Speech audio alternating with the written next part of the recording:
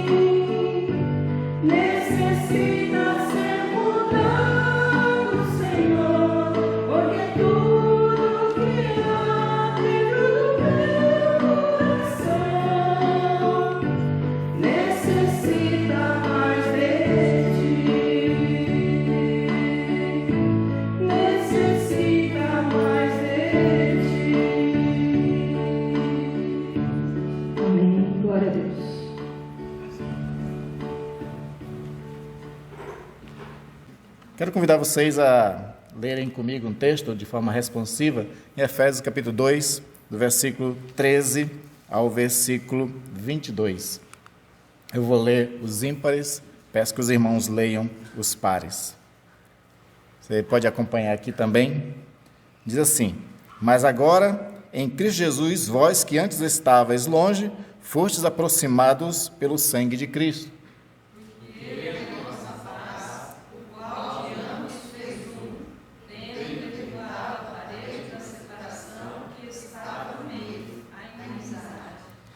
Aboliu na sua carne a lei dos mandamentos na forma de ordenanças, para que dos dois criassem em si mesmo um novo homem, fazendo a paz.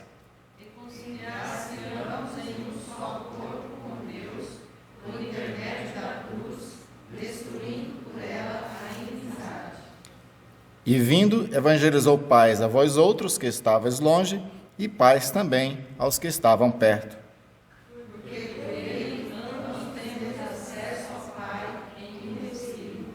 Assim, já não sois estrangeiros e peregrinos, mas concidadão dos santos e sois da família de Deus. Edificados sobre o fundamento dos apóstolos e profetas, sendo Ele mesmo, Cristo Jesus, a pedra angular, No qual todo edifício, bem ajustado, cresce para santuário dedicado ao Senhor. no qual também vós juntamente estáis sendo edificados para a habitação de Deus no Espírito. Amém. Glória a Deus. Palavra do Senhor, que Ele acrescente em nossos corações e guarde em nossos corações. Vamos fazer uma oração, Senhor. Pai querido e amado, nesse momento, Deus, de culto, nós vamos dedicar a Ti louvores, engrandecendo o Teu nome como forma de agradecimento por tudo, Deus, que Tu tens feito em nossas vidas, pelas orações respondidas, pela Tua caminhada conosco, Senhor. Recebe a nossa adoração, nosso louvor, pois Tu és digno disso. Tu és digno de honra, de glória, de majestade. Tu és digno, Senhor, de nos prostrarmos diante de Ti, com corações humildes, mas gratos por tudo que Tu és, por tudo que Tu fazes para conosco. Abençoa esse momento, Senhor, e que Tu possa passear no nosso meio, pois a Tua Sagrada Escritura diz que o Senhor passeia no meio dos louvores. E ao passear no nosso meio, derrama bênção, toca em vidas, ó Pai, cura enfermidades e esteja, assim, trazendo a alegria da salvação aos nossos corações. Assim oramos em nome de Jesus. Amém. Amém. Vamos adorar o Senhor. Boa noite a todos. Graça e paz do nosso Senhor Jesus Cristo.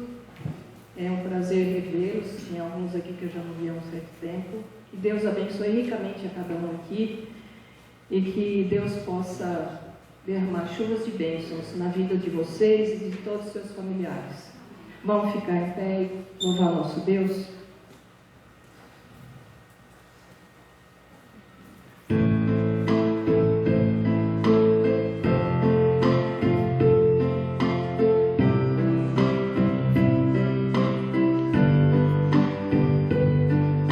Assim como a costa anseia por águas, como terra sedenta precisa da chuva, meu povo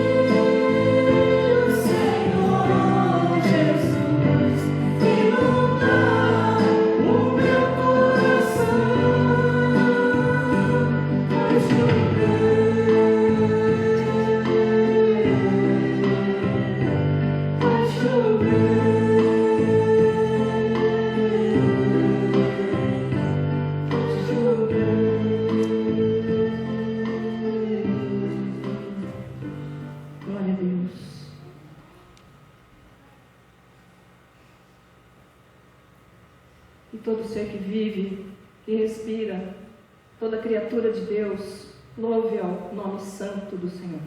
Amém.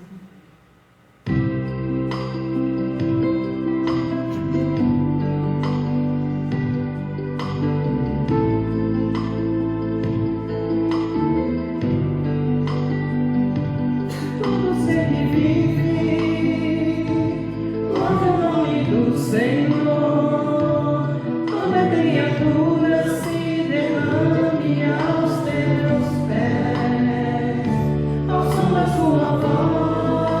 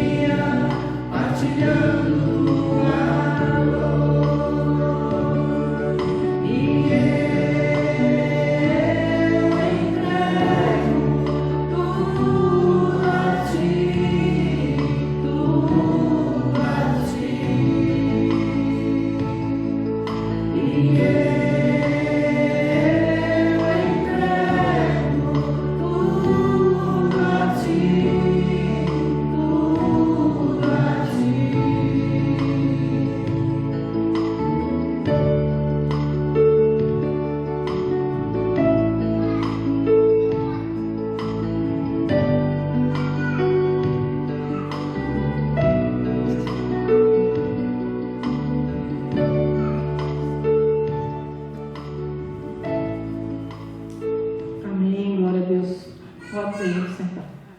Querido e amado Pai, te agradecemos, Senhor, por essa oportunidade que o Senhor nos concede, Pai, de trazer um pouco do muito que o Senhor nos dá, Pai. Peço, Senhor, que esse for arrecadado, Pai, seja para a honra e glória do Teu nome. Agradecemos muito, Pai, pelo Seu sustento para com essa igreja. Obrigado, Senhor. Agora, Pai, iremos ouvir a Tua palavra, Pai. Que o Senhor esteja abrindo nossa mente, quebrando nossos corações, para que tudo que for dito aqui, Pai, em Seu nome, nós possamos fazer de norte para a nossa vida, Pai. Obrigado, Senhor. Em nome de Jesus é que eu oro e agradeço. Amém. Convido os irmãos a abrirem suas Bíblias lá em 1 João, capítulo 8, versículo 18. A nossa leitura de Almeida atualizada diz assim: no amor não existe medo. Antes, o perfeito amor lança fora o medo. Ora, o medo produz tormento. Logo, aquele que teme não é aperfeiçoado no amor. Vamos orar mais uma vez ao Senhor?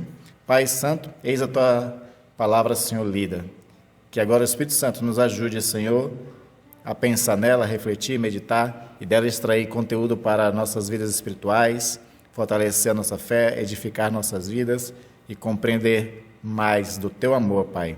Isso pedimos em nome de Jesus. Amém. Eu queria ler a mesma passagem que eu li para você, mas agora subindo alguns versículos, no versículo 16, e eu vou ler uma outra versão que é a transformadora. A versão transformadora diz o seguinte: Deus é amor, e aquele que permanece no amor de Deus, Deus permanece nele. Nisto o amor é aperfeiçoado em nós, para que no dia do juízo mantenhamos confiança, pois, assim como Ele é, também nós seremos neste mundo. No amor não existe medo. Pelo contrário, o perfeito amor lança fora o medo, porque o medo envolve castigo, e quem teme não é aperfeiçoado no amor.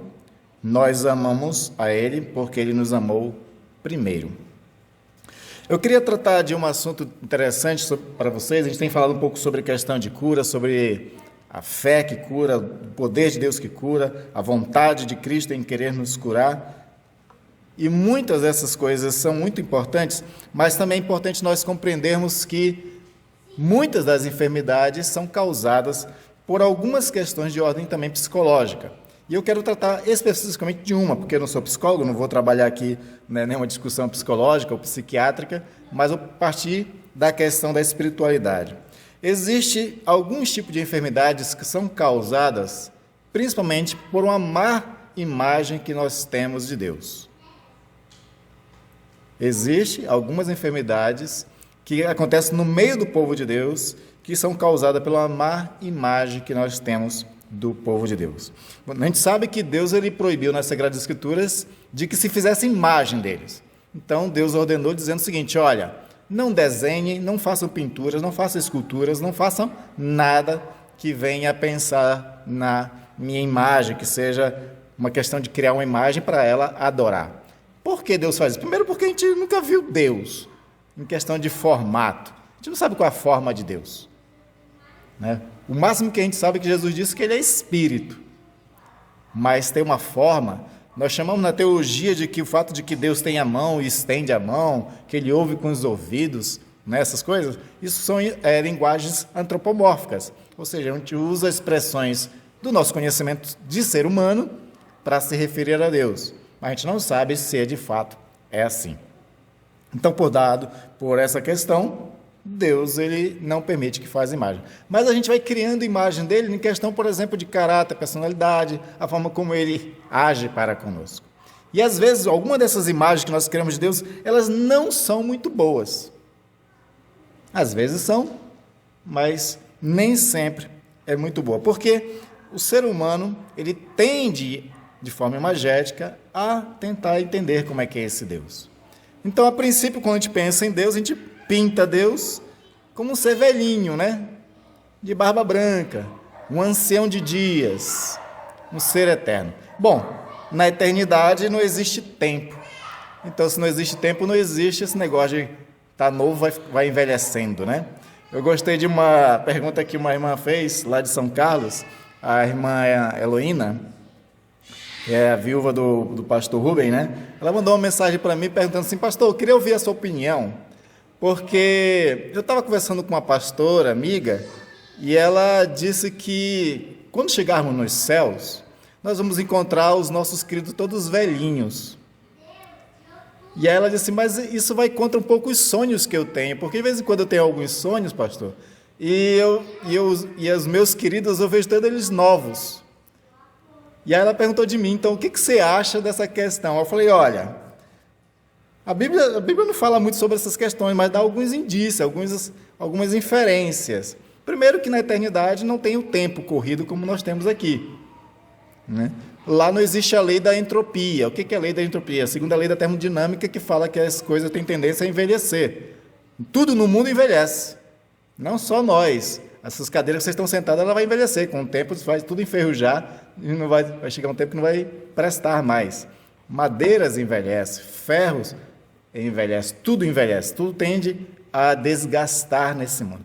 Na eternidade não existe isso, então ninguém vai envelhecer. Segundo, também Jesus diz o seguinte, que nós seremos como os anjos.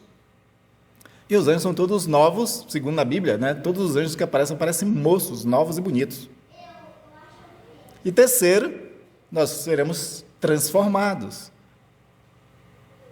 né? Paulo fala sobre a questão da ressurreição no último dia, que todos nós vamos ser transformados, vamos receber um corpo glorioso, um corpo que não envelhece, que não fica fatigado, que não cansa, que não chora, né?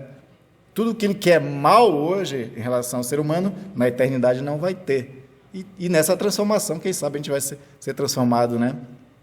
Todos vamos ser Leonardo DiCaprio, todos vamos ser Angelina Jolie, né? Mais ou menos assim, né? Estou pegando referência mais conhecida, mas talvez você ache outras pessoas mais bonitas, né? E aí eu expliquei isso para a irmã Heloína e ela gostou muito e disse: eu vou mais com a sua interpretação do que o da pastora. Mas a gente tem essas tendências de criar imagens e a gente pensa a respeito de Deus, desse ser velho, de ancião de dias, né, de barba branca, né? A gente pensa dele quase como uma espécie de Papai Noel. Mas quando a gente fala um pouco mais sério sobre a questão de como é que as pessoas pensam a respeito de Deus, a maioria das pessoas pensam de Deus e no começo da história, quando a gente estuda a história das religiões, as primeiras formas das pessoas pensarem em Deus eram um ser temperamental, e por ser todo-poderoso, as pessoas tinham medo dele. Você imagina um ser que é todo-poderoso, mas que é temperamental, que é colérico, que é de pavio curto, que é intolerante com os erros dos seres humanos. Como é que isso chega ao nosso coração, esse tipo de imagem que a gente faz de Deus?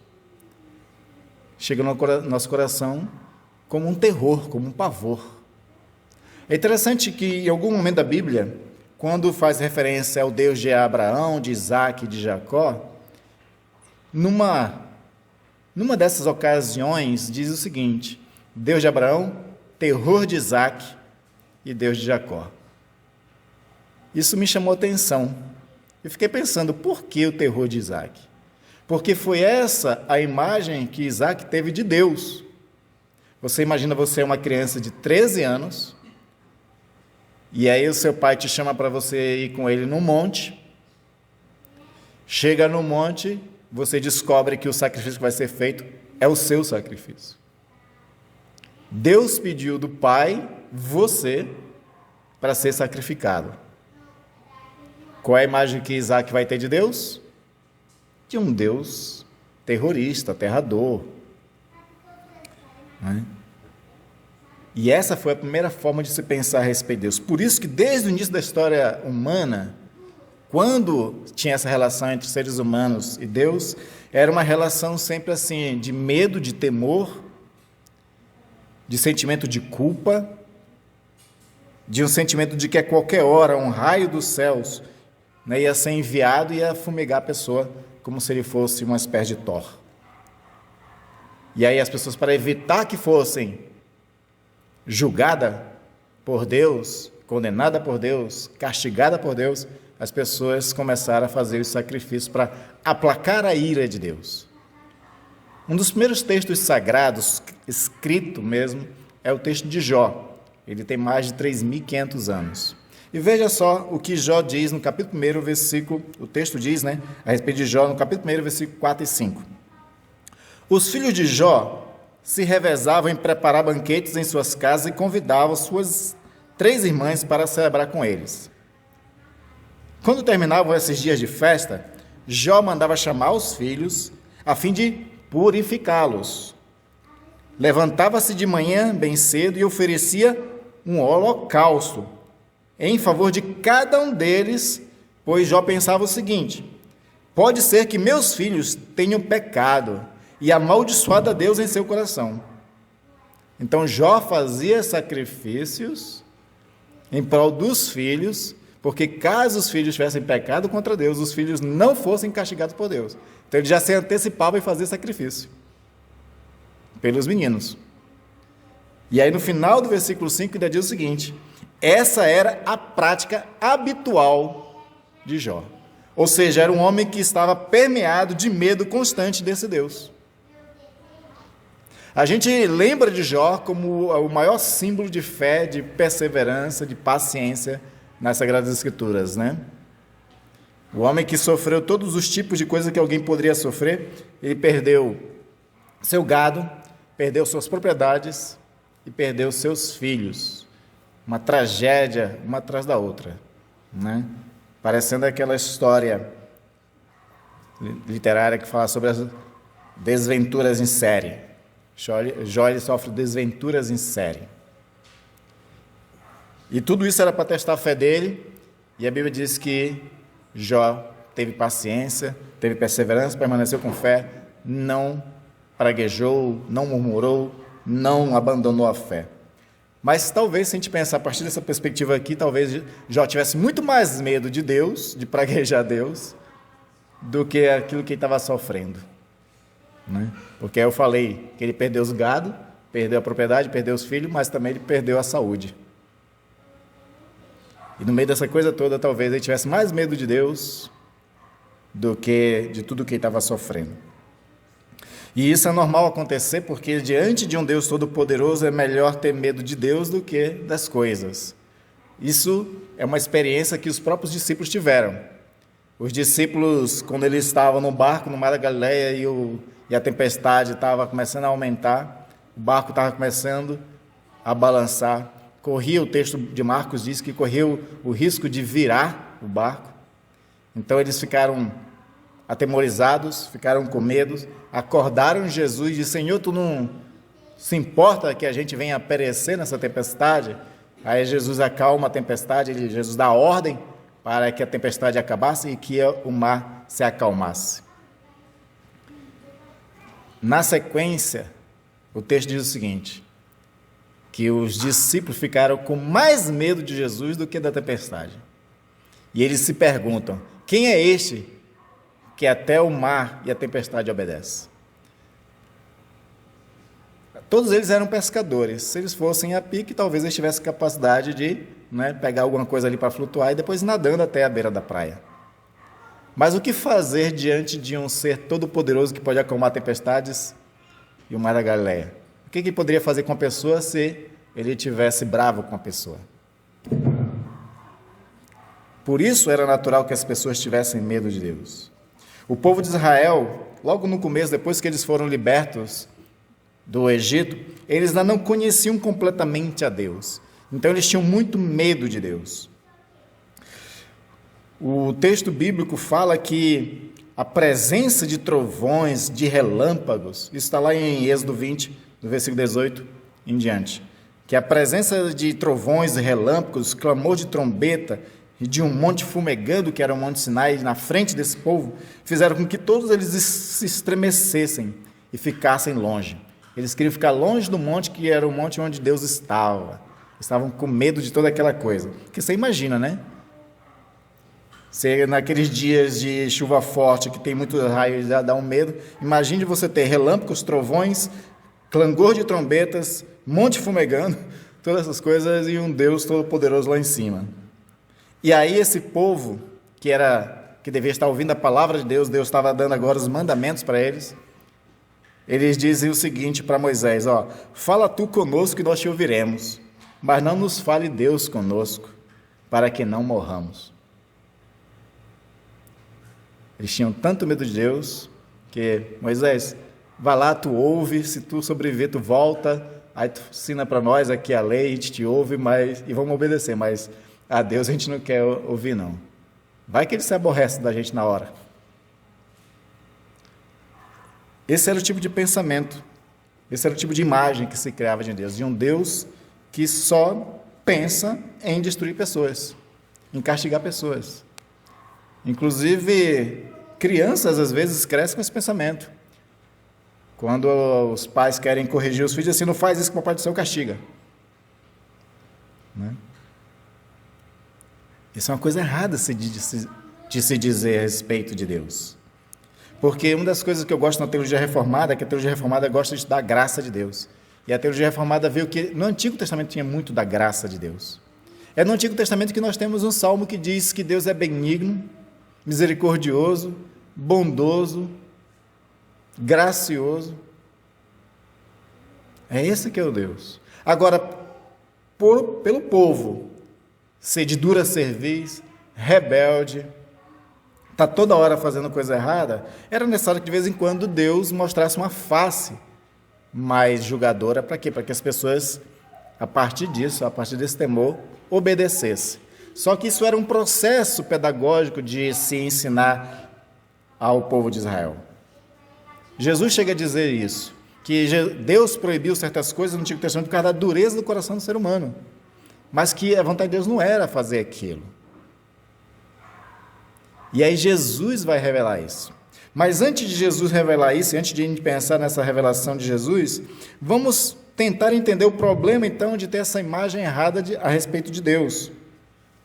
Porque se eu tenho uma imagem interior desse Deus, a partir dessa perspectiva de um Deus que só quer castigar, um Deus que está sempre irado, que tem um pavio curto, que qualquer coisa eu possa estar sofrendo e dizer, foi Deus que está me castigando, a gente tem que pensar que existe um Deus diferente.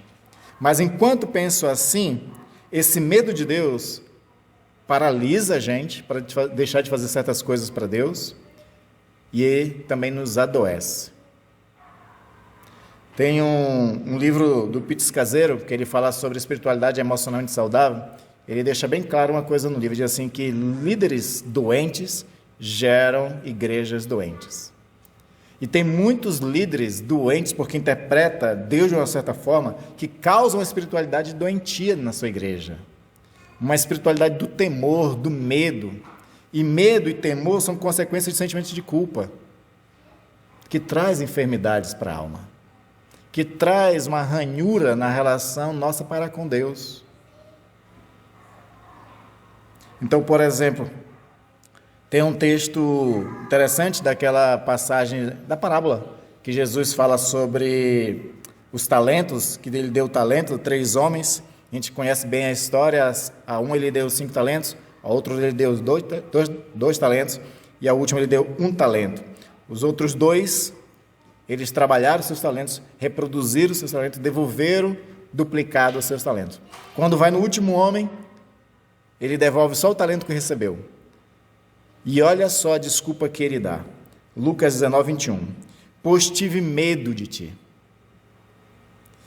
que és um homem rigoroso, tira o que não puseste, ceifa o que não semeaste. O homem deixou de produzir porque teve medo. Isso é que faz o medo. O medo nos paralisa. O medo faz com que a gente fique receoso de fazer alguma coisa errada, e por fazer alguma coisa errada a gente vai ser castigado. Quantos de nós, na escola, a gente não deixava de fazer uma pergunta para a professora com medo de se passar ridículo na sala de aula? Não é? Quantas vezes no trabalho a gente deixou de fazer alguma coisa que poderia ser algo inovador, algo criativo, algo que ia gerar uma melhor produção, um aumento, qualquer coisa assim, mas a gente fica com medo das críticas, do que pode acontecer, de ser reprovado, de dizerem não. O medo paralisa e o medo adoece. O medo adoece. E aí vem uma questão interessante, a psicologia descobriu uma coisa que eles chamam de neurose do medo de Deus. Neurose do medo de Deus. A neurose do medo de Deus gera algumas enfermidades de ordem espiritual, e quando gera essas enfermidades de ordem espiritual, gera também enfermidades somáticas, emocionais. E aí nós temos na mão uma espiritualidade doentia por conta de uma imagem de um Deus que só nos dá medo. E a gente fica com um sentimento constante de culpa. Um psiquiatra cristão, Paul Tournier, ele fala sobre a questão da culpa e de todas as doenças que a culpa gera. A psicologia, numa das abordagens, ela tenta trabalhar a ideia de você não precisa sentir culpa, basta mudar a sua forma de entender as coisas, porque culpa é uma coisa de religião, ninguém precisa sentir culpa de nada. Na verdade, a gente tem que ter sentimento de culpa, sim, mas entender também que existe um remédio para a culpa. Quando a gente faz coisa errada para Deus, a gente tem que saber que cometeu um erro. E esse sentimento de ter errado diante de Deus é o sentimento de culpa. Mas a gente não tem que deixar nos adoecer, porque Deus deu o remédio para isso. Ele deu a cura para esse sentimento de culpa. Ele deu a solução, que é justamente a graça dele, que é o perdão dele, que é a cruz de Cristo Jesus. Outro problema que nós temos de ter uma imagem errada de Deus que gera medo, é que quando a gente consegue viver uma vida santa, segundo o nosso padrão de entendimento, a gente, por ser o santarrão, a gente vira meio que fiscalizador da vida alheia. Já viu crente assim? Que em tudo critica os outros? Sempre está vendo erro nos outros? Quer levar os irmãos para o conselho para ser disciplinado? Uma vez eu fui pastor numa igreja em que eles tinham um mau hábito antes, né? Na primeira reunião do conselho que eu participei com eles, eles trouxeram impresso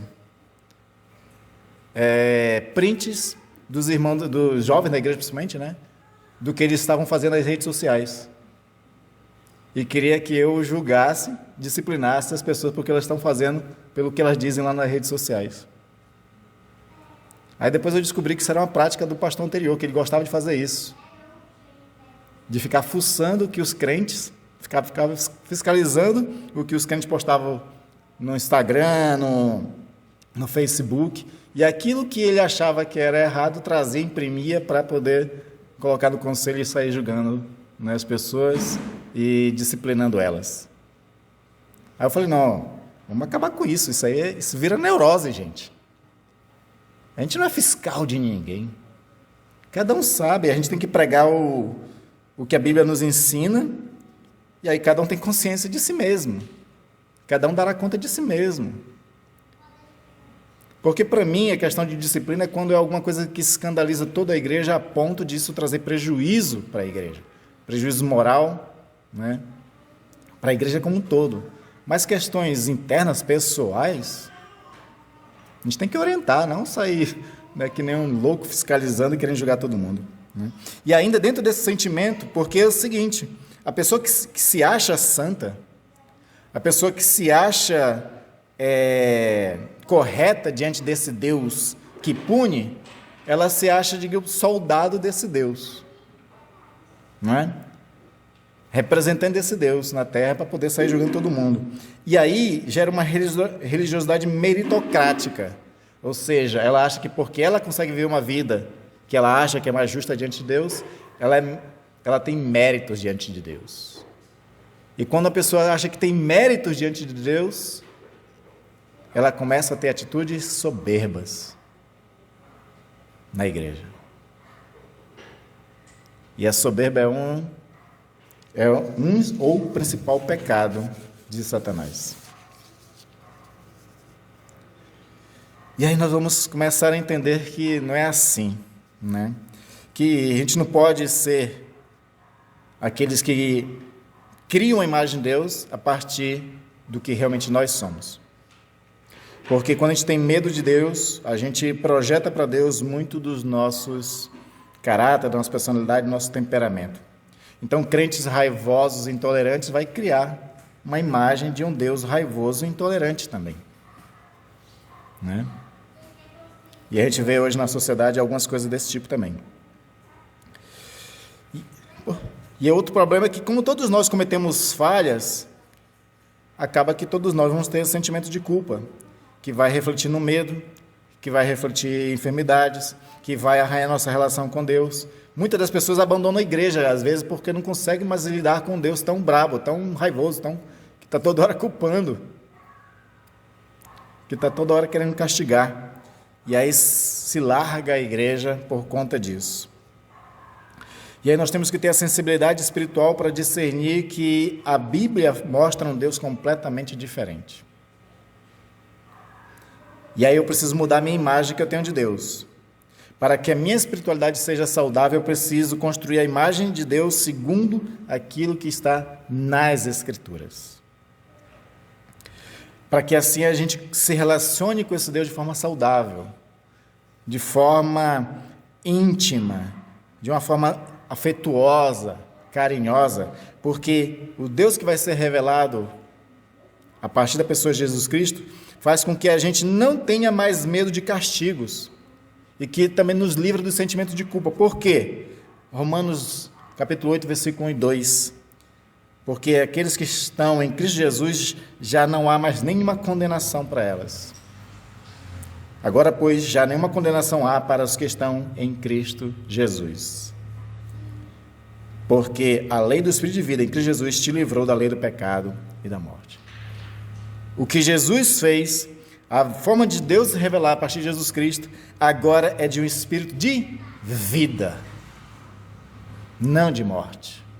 Deus é um Deus de vida e não de morte.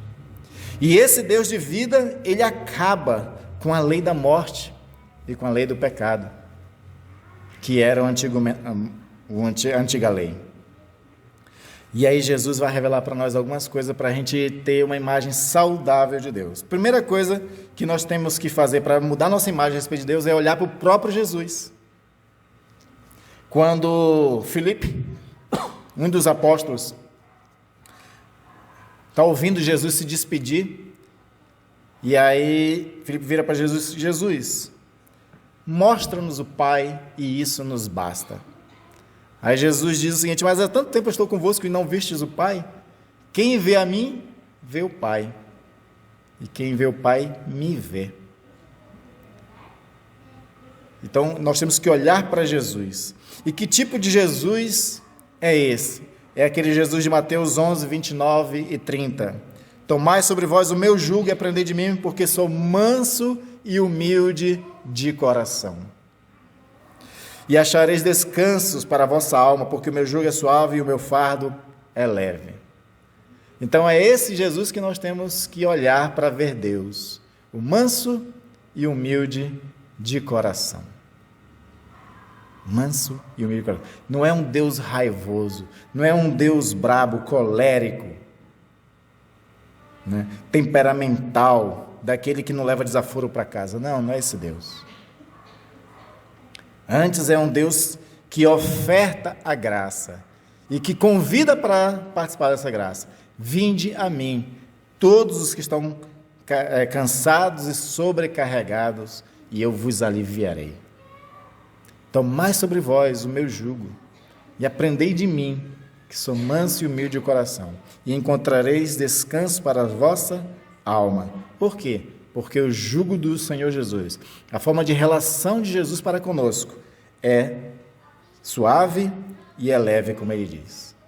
Essa é a forma de Deus se relacionar conosco. Forma mansa, humilde, onde ele coloca sobre nós um fardo que é suave e leve. De uma relação que é suave e que é leve.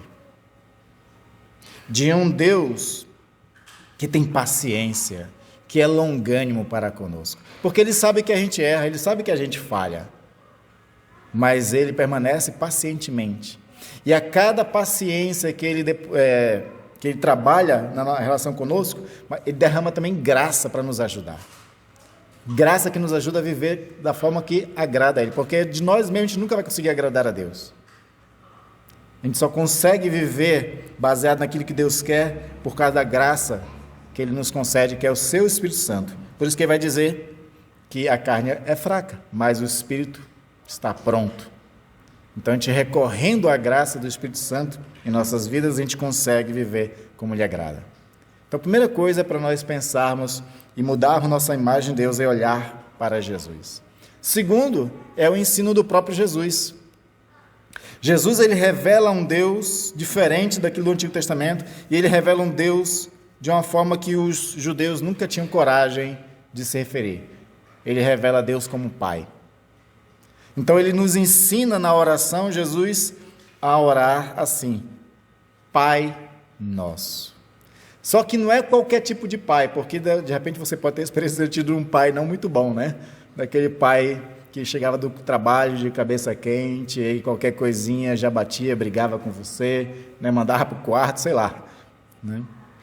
Então, não era qualquer tipo de pai. Jesus revela um tipo de pai, que é aquele pai que Jesus diz o seguinte: olha, não se preocupeis, não fiqueis ansiosos com coisa alguma. Veja só as aves do céu. As aves do céu não plantam, não colhem, não guardam em celeiros. Contudo, o Pai Celestial as alimenta. Se Ele faz isso às aves do céu, que hoje existe, amanhã perece, não fará a vocês, homens de pequena fé, que são seres humanos, que são a menina dos olhos de Deus. Aí Ele dá outro exemplo, né? Não fiquem ansiosos, não tenham preocupação com o cuidado da vida de vocês, porque veja os lírios do campo, eles não fiam, né? não tecem panos, roupas. Contudo, nem Salomão, com toda a sua glória, se vestia com a beleza dos lírios do campo. Se Deus veste assim os lírios do campo, que hoje existe e amanhã acaba, não fará a vocês, homens de pequena fé. Vocês que são maus, se uma criança pede ao pai um pão, o pai não dá pedra, quanto mais nosso Pai Celestial, que é bom. Então, Jesus está revelando, não qualquer tipo de pai, está revelando um pai amoroso, um pai benigno, um pai bondoso.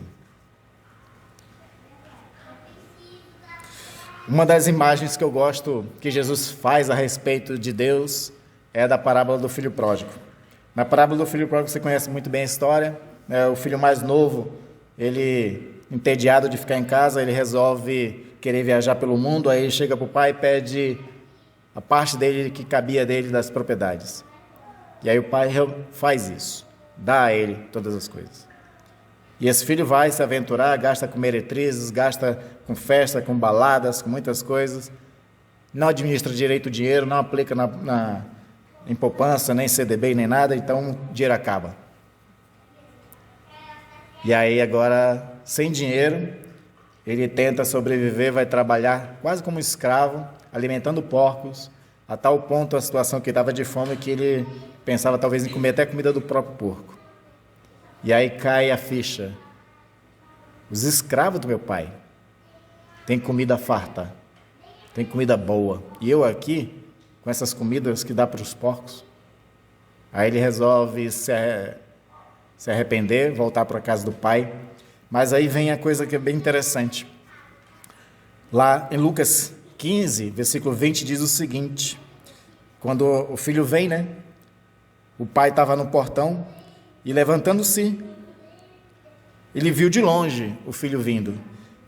E aí diz o seguinte: quando seu pai o avistou e, compadecido dele, correndo, o abraçou e o beijou. Para mim, essa é uma das imagens mais lindas que Jesus mostra a respeito de Deus. Um filho que errou, cometeu todo tipo de coisas desagradáveis, esbanjou toda a riqueza do pai. Ele fez todos os motivos para que o pai ficasse irado, com raiva, que o penalizasse, que ele deserdasse e não quisesse mais ele. Mas a atitude do pai é outra. O pai estava no portão, talvez todo dia, aguardando o filho voltar. E no dia que ele viu o filho voltando, ele que corre, ele abraça e ele beija o filho. Ele pede, traz roupas novas, limpas, vou colocar meu anel no dedo dele, calçá-lo com sandálias e vamos fazer uma festa pela volta do meu filho. Essa é uma das imagens mais lindas que tem de Deus. É assim que Deus faz conosco. E é esse Deus que Jesus está revelando, de um Pai amoroso. Terceira coisa para que nos ajude a mudar a nossa imagem de Deus é a gente perceber uma das coisas que Deus revela, que é a graça dele. Graça simboliza, representa uma atitude que Deus tem de nos abençoar, a gente não merecendo a bênção. Porque se a gente merecesse, não seria graça. Seria meritocracia. Seria uma compensação. Mas graça é o fato de que Ele nos abençoa sem a gente merecer. Qual foi os textos que nós lemos no começo aqui do culto? Graças a Deus por Jesus Cristo, que nos abençoou com toda sorte de bênção espiritual. Efésios 1:3, nós lemos. Nos abençoou com toda sorte de bênção espiritual. As bênçãos já estão todas dadas por Deus. Falta só a gente ter fé e participar da vida dessas bênçãos, participar dessa graça, viver debaixo dessa graça, caminhar por essa graça, usufruir dessa graça, abusar dessa graça, já que essa graça, ela não se esgota. Ela já está à disposição, já é nossa, e a gente pode usá-la. Eu gosto de um texto também de Pedro, 2 Pedro, no capítulo 1, versículo 3 e 4, que ele fala sobre isso também, que Deus ele já nos abençoou com todas as sortes de bênção, com todas as coisas que nos conduzem à vida e à piedade. Ele já nos deu tudo. Ele chama lá de muito rico e preciosas promessas, que Deus já nos concedeu. Todas as coisas que nos conduzem à vida e à piedade. É um Deus gracioso. Eu quero ler para você Hebreus 11, versículo 6, diz o seguinte: quem deseja se aproximar de Deus deve crer que Ele existe e que recompensa aqueles que o buscam. É necessário que aquele que se aproxima de Deus creia que Ele existe, mas saiba uma coisa muito importante: saiba que Ele recompensa aqueles que o buscam. Isso é graça de Deus.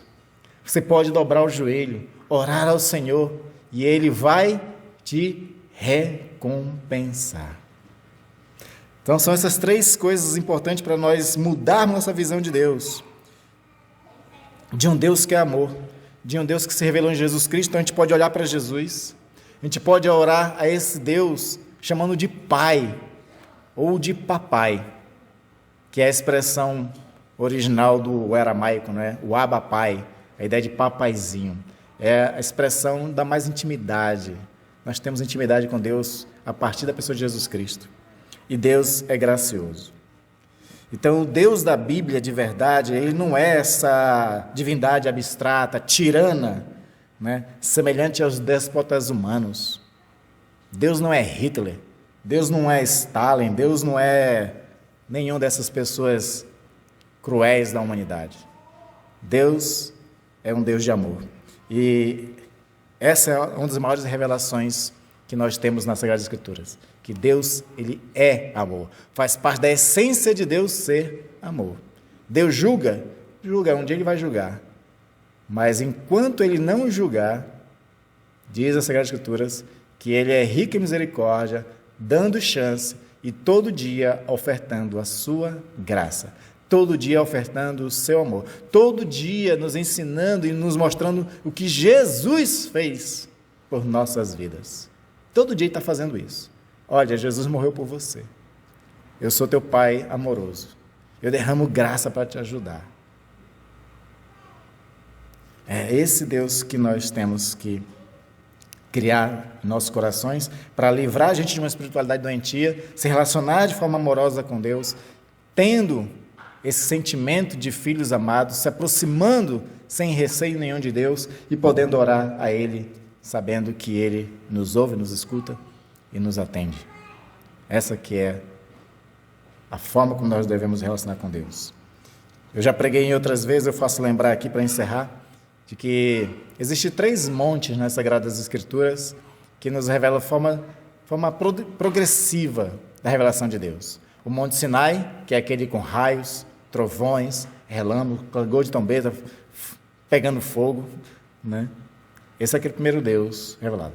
Depois tem o segundo monte, o das oliveiras, de Mateus capítulo 5, onde Jesus, que é Deus, ele senta no meio das pessoas e começa a ensinar de forma extraordinária, maravilhosa, desse amor de Deus. Então já mudou bastante, né? Do Deus aterrador para o Deus próximo, amoroso, o Deus Emanuel, aquele que está conosco. Foi o Deus revelado de Jesus Cristo no Monte Sinai, no Monte das Oliveiras. Mas tem o terceiro monte, e o mais importante, que é o Gólgota, ou o lugar da caveira, onde Deus, Ele mesmo se entrega na cruz do Calvário, por amor a nós, para nos salvar. É esse Deus que nós seguimos, é esse Deus que nós cremos, é a esse Deus que nós oramos. É esse Deus que nós louvamos. É a esse Deus que nós servimos. Pai Santo e amado, obrigado, Senhor, porque Tu corrigiu, Senhor, a forma de nós interpretarmos a Tua pessoa. Ainda existe no mundo muitas interpretações erradas a respeito de Ti. Mas quando a gente vai com o coração, Senhor, de entendê-lo nas Sagradas Escrituras, a gente vê um Deus completamente diferente. Um Deus que se compadece, um Deus que é misericordioso, um Deus que se inclina para nós e olha para cada um de nós. Um Deus que veio habitar em nosso meio, mas um Deus que veio habitar também dentro de nós. Um Deus que esquadrinha as mentes e os corações e sabe do que nós somos constituídos. E por isso nos tolera, mas por isso também trabalha por intermédio da graça para nos transformar à imagem do Teu próprio Filho. Que as nossas relações contigo, Senhor, seja a partir dessa revelação em Jesus Cristo, de um Deus que chama para a graça, que é manso, humilde de coração, que é um Pai amoroso, que ao cuidar dos pássaros, das plantas, cuida mais ainda daqueles que são seus. De um Deus da graça, que quando a gente ora, recompensa as nossas orações, a nossa busca constante a Ti. E assim a nossa relação seja essa, íntima, verdadeira, afetuosa, carinhosa. E com tudo isso a gente sinta o Teu cuidado, Senhor, para conosco. A gente sinta, Senhor, as Tuas asas nos cobrir e nos proteger. Que a gente sinta, ó Deus, o pão da vida todo dia nos sendo dado. Continua conosco, Pai. E é esse Pai amoroso que nós intercedemos também pelos nossos irmãos enfermos. Muitos não estão aqui e gostariam de estar, Senhor, mas não estão por causa das suas enfermidades, por conta da fraqueza do seu corpo, do tratamento que está submetido. E eu te peço, Pai, tenha misericórdia desses Teus filhos, tenha misericórdia, Senhor, das Tuas filhas. Cura-os lá onde eles estão. Tu não é um Deus que depende de lugar, Tu não está em um lugar só. Tu está em vários lugares ao mesmo tempo. Tu está onde as pessoas Te invocam. E os meus irmãos, ó Deus, eles Te invocam. Eles clamam a Ti. E que eles sejam recompensados com as suas orações. E recebam a cura agora, Pai, em nome de Jesus.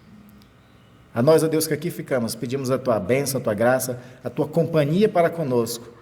Prosperando, Senhor, nossos negócios, prosperando as nossas vidas, nos abençoando na nossa caminhada, naquilo que nós fazemos, nos livrando, Pai, de toda forma de maldade, toda forma de violência, e nos dando força para caminhar a cada dia. Nós pedimos isso em nome de Jesus. E em nome de Jesus recebe o nosso louvor, que a Ti nós vamos prestar agora ao Pai. Amém. Como o pastor está dizendo, que você possa sentir todo o amor de Deus, toda a sua graça, toda a sua misericórdia e toda a sua segurança. Na letra diz que segurança sou de Jesus, por Ele vivo hoje na luz. Isso é maravilhoso demais, o sacrifício foi muito grande. Que você possa cantar de todo o coração esse hino, como se fosse uma oração. E